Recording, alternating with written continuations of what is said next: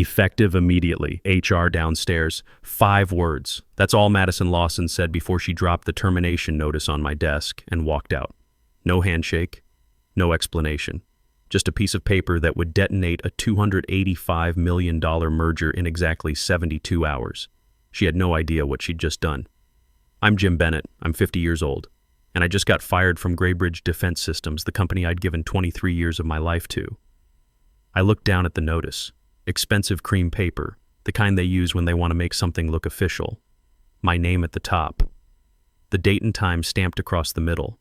I checked my watch. It was exactly 12 to noon on a Monday. My $127,000 performance bonus was scheduled to hit my account Thursday at noon, 72 hours from now. Madison thought she was being clever. Cut me loose before payday, save the company money. What she didn't know was that bonus wasn't just money. It was a tripwire connected to the one thing holding her merger together. Here's what you need to understand. That $127,000 was tied to a clause written 12 years ago by the company founder, Colonel William Hutchinson. Bill was a retired Marine, the kind of man who believed your word meant something and loyalty went both ways. When he wrote that clause into my contract, he made sure nobody could ever strip away what we'd built together. The clause was simple. Once that bonus paid, full ownership of our core defense protocol, the ironclad system, would automatically transfer to me, not symbolically, legally. And without that system, Graybridge had nothing to offer Sentinel Defense Group. Madison had just armed a bomb she didn't know existed. I signed the termination notice without a word. My hand didn't shake. I stood up, grabbed my coat, and headed for the elevator. HR was waiting in the lobby like they were escorting a criminal. I nodded and kept walking. On my desk, I'd left a small black USB drive. I saw Madison glance at it as I passed her office. She probably thought it was my backup, proof she'd secured everything she needed. That drive was empty, had been for years. Every real backup, every line of code for the ironclad system was locked behind biometric encryption only I could access. I got in my truck and drove home. The city looked normal, people going about their Monday. Nobody knew that in 72 hours, the biggest defense merger of the year would collapse, and it would all trace back to 5 words in an office. When I walked through the front door, Carol was in the kitchen. She took one look at my face and set down her coffee. "Jim?" I got fired. "What happened?" Madison walked into my office at noon and handed me a termination notice, effective immediately. Carol's been my wife for 25 years. She's seen me through 8 years in the Navy, through all-nighters when systems crashed, through crises that would have broken other marriages. But this was different. Ashley's a senior in college, Brian's a junior, we've got tuition payments and a mortgage. Why would she do that? Because she's trying to cut me out before my bonus pays. She thinks she's saving $127,000. And the clause, she just triggered it. In 72 hours, I'll own the ironclad system. Not Graybridge. Me. Carol pulled out the chair across from me. What about the merger? Dead without it? She was quiet for a moment. Then she said something I wasn't ready for. "Jim, you've given them 23 years. What about us? What about Ashley and Brian? What about your health?" That hit harder than the termination. 3 months ago, my doctor told me my blood sugar was too high. Pre-diabetes.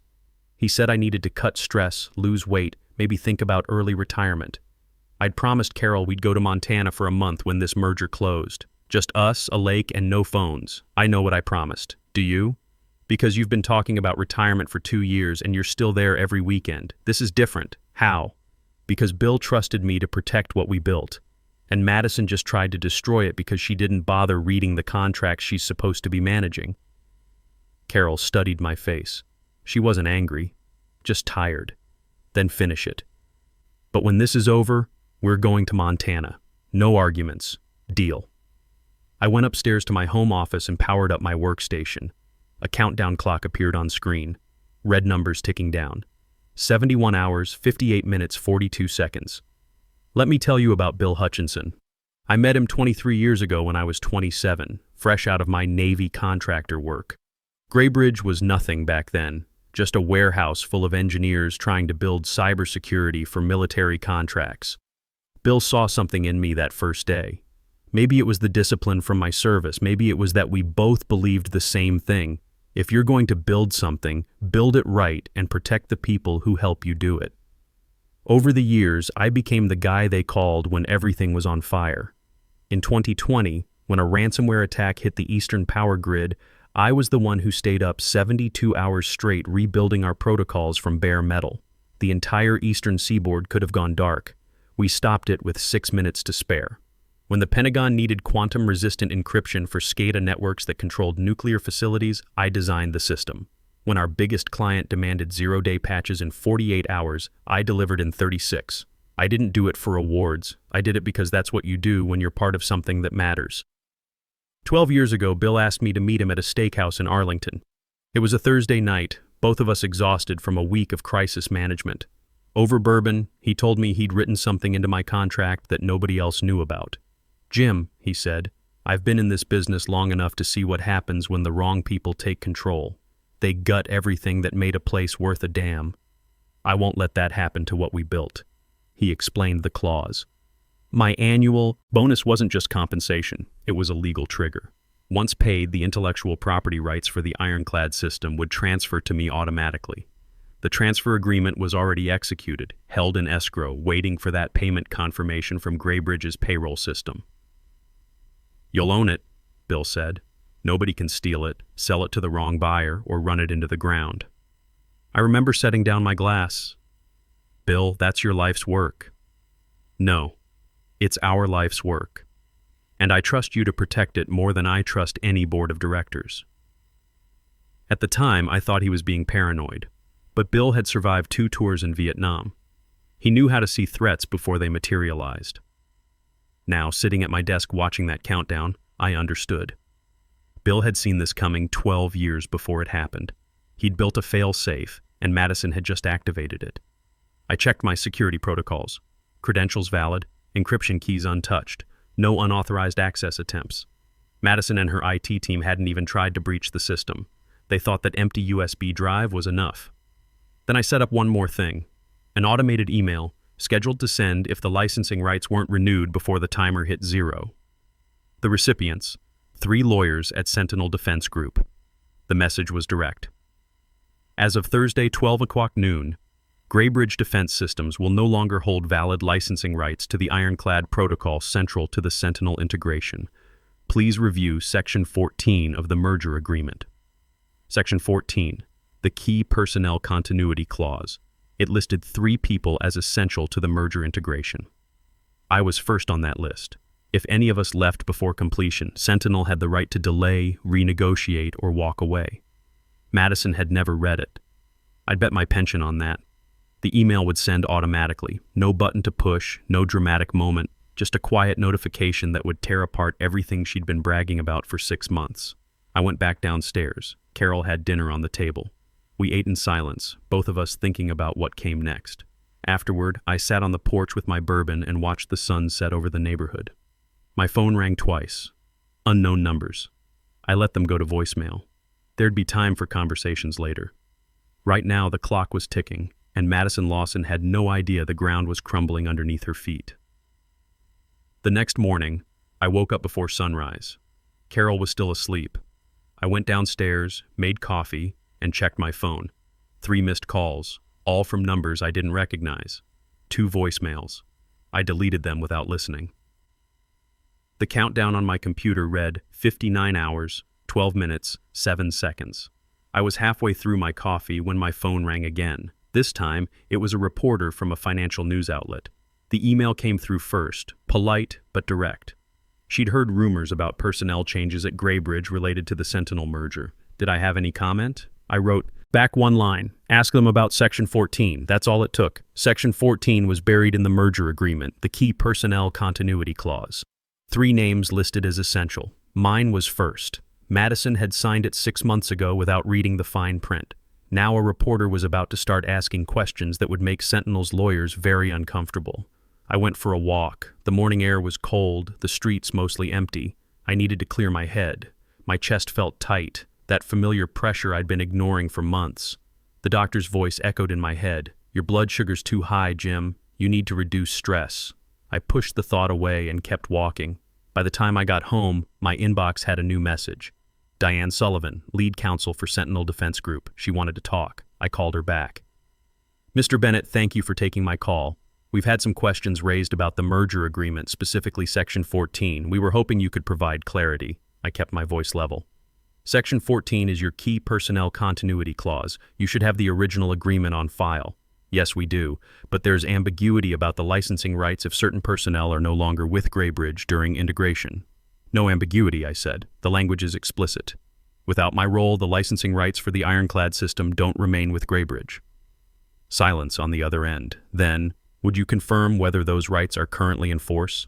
The licensing certificate was last validated while I was employed. My status changed yesterday. If you want confirmation beyond that, ask Graybridge for the current certificate.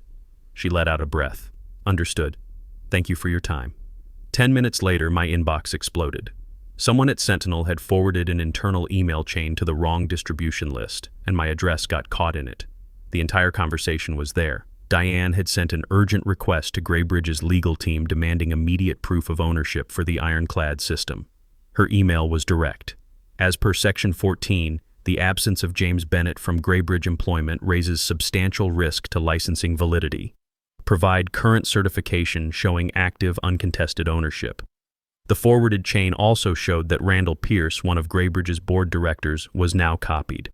Randall was the pragmatic one, the guy who actually read contracts. He'd be asking questions Madison couldn't answer. I closed my laptop and didn't forward the email anywhere. The less I moved, the more they'd scramble. That afternoon, my phone rang. It was Alan Ridgway, one of our senior engineers. I'd been training Alan for 3 years, teaching him not just the technical work, but how to think like an architect. He was 32, smart, and loyal in a way that's rare these days. Mr. Bennett, I wanted you to know something. What's that? Madison called me into her office this morning. She offered me VP of Engineering, $200,000 salary, said I could start Monday. I waited. I told her I don't work for titles. I work for people who earn respect. Then I walked out. Something in my chest loosened. You didn't have to do that, Alan.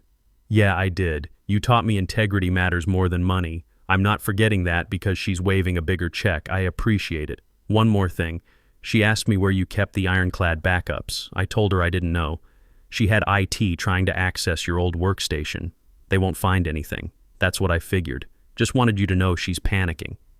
After we hung up, I sat back and thought about what Alan had said. Madison was scrambling, trying every angle she could think of, but it was too late. The clause was already in motion. Carol came into the office with a sandwich. You need to eat. I'm fine. Jim, you look exhausted. When's the last time you slept properly? I slept last night for 4 hours. I heard you get up. She set the plate down. This isn't just about the merger, is it? I looked at her. What do you mean? You're carrying something. You have been for years. It's not just about protecting Bill's legacy. It's about proving you were right to give them 23 years. She wasn't wrong. Part of me needed Madison to understand what she'd thrown away. Not for revenge, for validation. To know that all those nights, all those weekends, all those times I chose work over family dinners actually meant something. Maybe, I said. Carol squeezed my shoulder. Finish it. Then we're going to Montana and you're going to let this go. That evening, the news broke. Graybridge Defense Systems stock dropped 15%. The financial networks ran alerts. Unconfirmed risk in Sentinel merger. Key licensing question raises investor concerns. Graybridge declines comment. I watched it unfold on my phone. Inside Graybridge headquarters, it would be chaos. Emergency board meetings. Lawyers scrambling. Madison trying to explain how this happened while her father, Charles Lawson, demanded answers. My phone buzzed with a text from an unknown number. We need you back. But not under Madison. That was Randall Pierce. I recognized the phrasing. He'd been in enough meetings with me to know my value. But I didn't respond. Not yet. Some offers are worth making them ask twice. Another news alert came through. Sentinel Defense Group declines to reaffirm merger timeline. That was the shot across the bow. It told investors the deal might not close. It told Graybridge's board they'd lost control of the situation. And it told Madison that the clock I'd set was ticking louder than anything she could do to stop it. I checked the countdown. 47 hours, 33 minutes, 18 seconds. Carol and I had dinner together that night. Ashley called from college, worried because she'd seen the news about Graybridge online. I told her everything was fine, that I'd landed on my feet. It wasn't a lie. Not really. After dinner, I sat on the porch again with my bourbon. The neighborhood was quiet. Somewhere across town, Madison was probably still in that conference room, trying to convince the board she had everything under control. She didn't. And in less than 48 hours, everyone would know it. The call came at 9:47 Wednesday morning. Madison's number flashed on my screen. I let it ring 3 times before answering. Jim Bennett. Where the hell have you been? Her voice was sharp, barely controlled. Sentinel's legal team called me. They said they spoke to you. What did you tell them? Good morning to you too. Don't. They're acting like there's a problem with Section 14. What did you say? Have you read the contract? Silence. The kind that stretches too long. I've reviewed the key sections, she said finally. I'd recommend reading all of it, especially the parts your legal team didn't flag. Jim, this isn't a game. They want proof of ownership for the ironclad system. We can't find the certificate. Which system are you checking? The legal vault, the contract archive. I almost smiled. That's interesting. Last time I checked, the licensing certificate was in a separate vault, one with restricted access. The vault you controlled? I glanced at my monitor. The countdown read 26 hours, 13 minutes, 51 seconds. Jim, just tell me where it is. That would require me to still work for the company. I don't. I heard her moving, shoes clicking fast against hard floors. If we can't produce that certificate, the merger... She stopped herself. If you can't produce it, I said quietly, Sentinel will invoke the delay clause, 9 months minimum, maybe longer, and during that time, they'll decide whether this deal is worth salvaging. Damn it, Jim, the shout cracked. This is my reputation on the line. Yes, it is. Neither of us spoke. Then she tried again, voice softer. Look, if we work something out, if I talk to the board about reinstating you, I'm not coming back, Madison. But read your contract. All of it. I ended the call. Carol walked in a minute later. That was her? Yeah. How'd it go? About like you'd expect. She handed me a glass of water. You look pale. You okay? The tightness in my chest was back, sharper this time. I waved it off. Just stress. I'm fine. Jim, you promised me after this was done. I know. Montana. I remember. She didn't look convinced, but she let it go. An hour later, the market opened and Graybridge stock dropped another 8%. Total decline, 23% in 2 days. The news coverage intensified. Financial analysts were downgrading the stock from hold to sell. One analyst used the phrase, catastrophic due diligence failure. Another called it executive negligence at the highest level. My phone lit up with notifications. Someone had leaked audio from a Graybridge board meeting. I clicked the link. The recording was muffled, but clear enough. Randall Pierce's voice. Madison, walk me through this. You terminated Bennett 72 hours before his bonus payment. The same bonus tied to the IP transfer clause. Did you read that section of his contract? Madison. I was told the bonus was standard compensation. Randall. By who? Because legal flagged this clause 12 years ago when Bill wrote it. It's in the files. Charles Lawson, Madison's father. We'll fix this. We'll offer Bennett whatever he wants. Randall. He won't take it. I already reached out. He's not interested in coming back. Charles. Then we'll sue. Breach of contract. Theft of intellectual property. Randall. On what grounds? The transfer clause is legal. Bill and Bennett structured it as a personal consulting agreement, separate from standard employment terms. It's airtight. The recording cut off. I sat back, letting it sink in. The board was fracturing. Madison's credibility was gone, and Charles was realizing his daughter had just destroyed the biggest deal of his career. That afternoon, another bombshell. Sentinel Defense Group released a statement. Due to unresolved contractual concerns, Sentinel is suspending merger negotiations with Graybridge Defense Systems pending further review. Not terminated, suspended. That was worse. It meant they were keeping the door open while they explored other options. And I knew exactly what option they were exploring. An hour later, my phone rang. Thomas Vaughn, CEO of Sentinel Defense Group. Mr. Bennett, I wanted to inform you personally.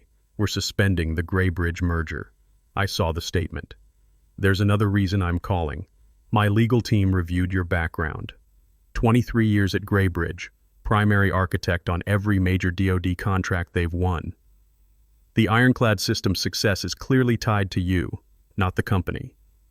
I waited. We drafted an alternative proposal yesterday. A direct partnership between Sentinel and you personally, if you're interested. I looked at the countdown, 14 hours, 8 minutes, 22 seconds. I'd need to review the terms. I'll send it within the hour. Mr. Bennett, I'll be direct. We need someone we can trust. That's you, not Graybridge. After we hung up, I sat there for a long moment. It was really happening. Not just the merger collapse, but everything after. A new path forward, one where I controlled the terms. The news broke fast. Sentinel suspends Graybridge merger. Defense deal in jeopardy over personnel dispute. CEO's daughter faces board scrutiny. I found a live stream from outside Graybridge headquarters. Madison was leaving the building, surrounded by security, reporters shouting questions. Her face was pale, jaw tight, eyes straight ahead. The caption scrolled across the bottom. VP Madison Lawson declines comment on merger suspension. Social media exploded. Someone found Madison's LinkedIn, where she'd posted about the merger 3 months ago. Proud to lead this transformational partnership. The future of defense technology starts here. The comments were brutal now. People were calling it premature, arrogant, uninformed. My phone buzzed. An email from Vaughn. Subject: Partnership Proposal, Bennett Defense Solutions. I opened it. The terms were generous. 3-year consulting contract, $15 million total compensation, equity stake in the ironclad deployment, complete creative control over technical decisions, part-time work, remote when possible. It was everything I'd wanted and never asked for. I forwarded it to my attorney with a note. Review this. I think we have a deal. His response came back in 5 minutes. This is excellent. Better than anything Graybridge ever offered you. Let's move forward. That evening, Carol and I sat on the porch. The sun was setting, painting the sky orange and purple. She held my hand, something she hadn't done in a while. It's almost over, she said. Yeah. How do you feel? I thought about that. Tired, relieved, ready to be done. No regrets? About leaving Graybridge? No. About the 23 years? Some days yes, some days no. I built something that mattered. That counts for something. She squeezed my hand. It counts for a lot. The countdown on my monitor upstairs read 11 hours, 42 minutes, 6 seconds. By tomorrow noon, the ironclad system would be mine. Not Graybridge's, not Madison's, mine. And then I could finally let it all go. I didn't sleep much that night. Carol found me at 3 a.m. sitting at my desk watching the countdown tick down. She didn't say anything, just put her hand on my shoulder and stayed there until I finally came back to bed. Thursday morning arrived cold and clear. I made coffee and sat on the porch watching the neighborhood wake up. My phone was off. I didn't need distractions for what came next. At 11:55 a.m., I went upstairs and opened my laptop. The countdown read 4 minutes, 38 seconds. Carol stood in the doorway watching. You sure about this? She asked. Yeah, I'm sure. The numbers ticked down. 3 minutes, 2 minutes, 1 minute. At exactly 12 noon, the screen flashed. Transfer complete. No alarms, no fanfare. Just a simple notification and a PDF that appeared on screen. I opened it. The licensing certificate for the Ironclad protocol, updated automatically. Owner, James Bennett. 23 years of work, now mine. I downloaded the file, saved it in 3 separate encrypted locations, and sent a 1-line email to my attorney. It's done. His response came back immediately. Congratulations. Nobody can touch it now. Carol came over and looked at the screen. That's it? That's it. She wrapped her arms around me from behind. How does it feel?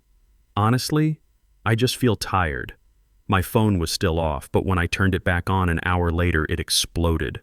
43 missed calls, 67 text messages. My voicemail was full. The news had already broken. Sentinel Defense Group announces exclusive partnership with Bennett Defense Solutions.